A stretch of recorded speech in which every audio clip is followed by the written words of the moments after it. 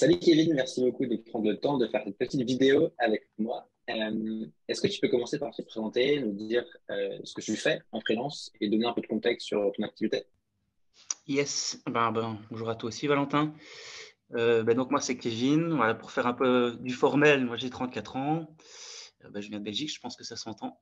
Je suis à la base, formé en tant qu'ingénieur en construction, donc ça c'est vraiment ma compétence de base et je suis freelance en side project, depuis, alors on va dire vraiment professionnalisé depuis, 3-4 mois, mais je me suis formé Ok. pendant plus ou moins un an.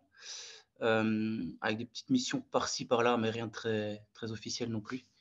Et donc, c'est essentiellement du copywriting sur, ma compétence initiale qui est celle de la construction dans le domaine de BTP Tech et un petit peu de PropTech aussi, immobilier. Ok.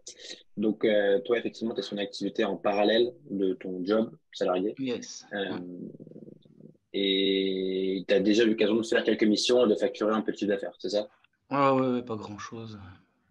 Je crois que première année, je suis à 3 000 4 000 de CA, voilà, c'est Ouais. mais en 2-3 missions, donc c'était des missions assez, voilà, c'était bien payé quoi, je veux dire, Ouais. c'était sympa, ouais, bon client. Ok. Euh, Quelles étaient tes problématiques? Qu'est-ce que tu souhaitais résoudre comme problématique avec l'accélérateur? Qu'est-ce que tu souhaitais réussir à faire? En fait, essentiellement, j'avais envie de pouvoir, apprendre à rédiger des articles, qui étaient, hem, v pas trop copyrightés, mais qui avaient quand même pour but de convertir. Mhm. Parce que j'écris essentiellement pour ce qui est SaaS, et voilà, solutions en ligne, pour le bâtiment, faciliter, le travail du bâtiment et Ouais.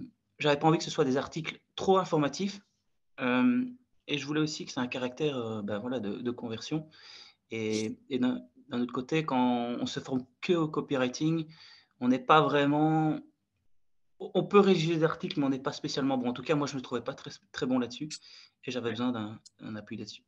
Je sais que tu as fait plusieurs autres formations avant de faire l'accélérateur Society. Qu'est-ce qui t'a intéressé dans la profession que moi je fais et qu'est-ce qui a fait que tu as eu envie de rejoindre ce programme-là? Donc il y a 2 facteurs. Les 2 facteurs, c'est que, enfin 3. Il y en a un, je te suivais déjà depuis un moment, donc pour moi, tu étais vraiment, crédible et fatalement, ça m'a facilité aussi la tâche, dans ce choix. La deuxième chose, c'est, dans le programme que tu proposais, c'était très court et hem et intense et le troisième point, c'était actionnable et moi, j'en avais vraiment besoin puisque j'ai très peu de temps, à exploiter, dans mon activité sur le côté, donc je travaille que le soir et moins d'énergie puisque fatalement je la consacre essentiellement à mon activité de salarié à la base et donc j'avais vraiment envie, d'avoir quelque chose de très rapide, actionnable et qualitatif puisque je te suivais déjà donc c'est vraiment ce qui m'a tenté le plus, quoi. Ok. Bon, l'accélérateur, du coup, il est construit sur deux piliers. Tu as le premier pilier qui est le pilier écriture. Tu en as un Mmh. petit peu parlé avant. Tu voulais réussir à sortir un peu du style copyrighté sur lequel tu étais Ouais. effectivement plutôt imprégné. Est-ce que tu as eu le sentiment du coup de progresser là-dessus? Est-ce que tu as eu le sentiment d'apprendre des choses, tu vois, aussi bien sur des formats comme la landing page, l'article de blog, etc. Oui, clairement, clairement, après, avec la structure que tu proposes et les explications que tu donnes, ça a été clairement, un bon coup de boost pour moi et puis, avec ton support aussi écrit, c'est vrai qu'on peut aller facilement relire dedans et même si tu nous aides beaucoup, on peut facilement s'appuyer dessus en dehors et oui, ça m'a permis de rédiger mon premier article qui a déjà eu qui a fait un peu fait mouche. Je ne sais pas si tu en parleras par la suite, mais effectivement, c'était pile poil ce que je souhaitais et premier article que je sors, voilà, donc c'était vraiment ce à quoi je m'attendais.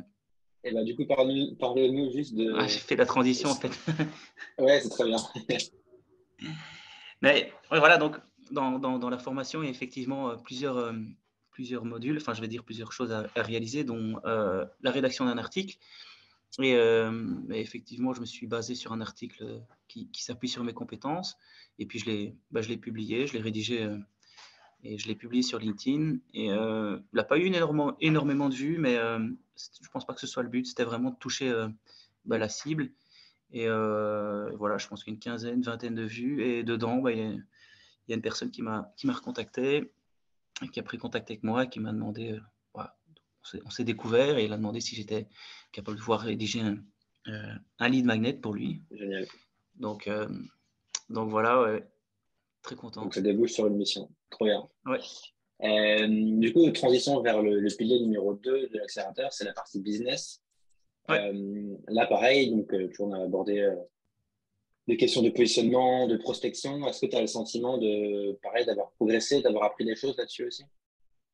Ouais, ouais, quand même, ce que j'ai bien aimé, c'est dans l'aspect prospection, c'est plutôt la structure. Là, même si je suis quand même assez structuré, ce que je recherchais, c'est de pouvoir un petit peu auditer les business, enfin, tu vois, les pages, etc., Mm. mettre un peu le doigt sur ce qui est essentiel comme service à fournir. Et Ouais. puis, euh, et puis avoir à côté un tableau avec tous les prospects et autres, les informations qu'on peut récolter dessus. Donc ça, j'ai bien aimé. Ouais. Ça, c'était un plus par rapport à ce que je faisais avant, en fait, simplement. J'allais chercher peut-être trop à froid les gens. Enfin, en tout cas, je n'y allais pas avec assez de munitions Ouais. ouais, à sortir. Donc, Ok. Euh, Est-ce que il y a eu un décalage entre tes attentes avant l'accélérateur et finalement ce qui s'est vraiment passé pendant 4 semaines? Ou est-ce que c'était conforme à déjà ce que je présente sur la page et à ce à quoi toi tu t'attendais? non, il y a eu un gros décalage parce que je m'attendais pas à avoir un client si rapidement. Ok. Non, mais réellement, non, non, pas vraiment, non. Mais en fait, pas vraiment. J'ai rien ressenti comme décalage parce que notre premier appel de sélection était bien calibré. Ça a bien répondu à mes attentes. Donc, non, c'était même plus que ce que j'attendais dans le sens où vraiment on peut encore retravailler dans le cours aisément dans des choses actionnables. Donc, vraiment bien. Et puis, cette synergie avec le groupe, c'est très intéressant parce que on se tire tous les uns vers les autres, enfin, vers le haut. Et comme c'est pas des gros groupes, ben, voilà, c'est vraiment bien. Top. Est-ce que tu recommandes aux gens de faire l'accélérateur? Et si je précise ma question, à qui ou à quel type de profil de freelance est-ce que tu recommanderais de faire l'accélérateur? Bon, je vais pas être original, mais à un copywriter.